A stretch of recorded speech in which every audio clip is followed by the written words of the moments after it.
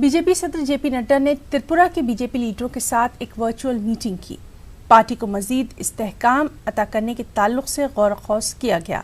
इस मौके पर जेपी नड्डा ने कहा कि कोरोना दौर में वर्चुअल मीटिंग डायलॉग का एक अहम और मजबूत जरिया बनकर सामने आई है।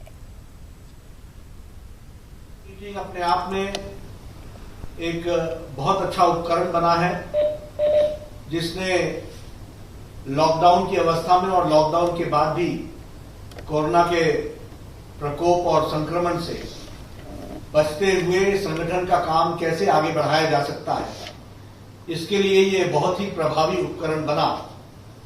और मुझे खुशी है कि लॉकडाउन की अवस्था में भी और उसके पश्चात आप सब लोगों ने इसका उपयोग करके पार्टी को चलायमान रखा, पार्टी को एक्टिवेटेड रखा, पार्टी को गतिविधि देने के लिए नीचे तक आप सबने भरसक प्रयास किया। इसके लिए आप सबको बहुत बहुत बधाई।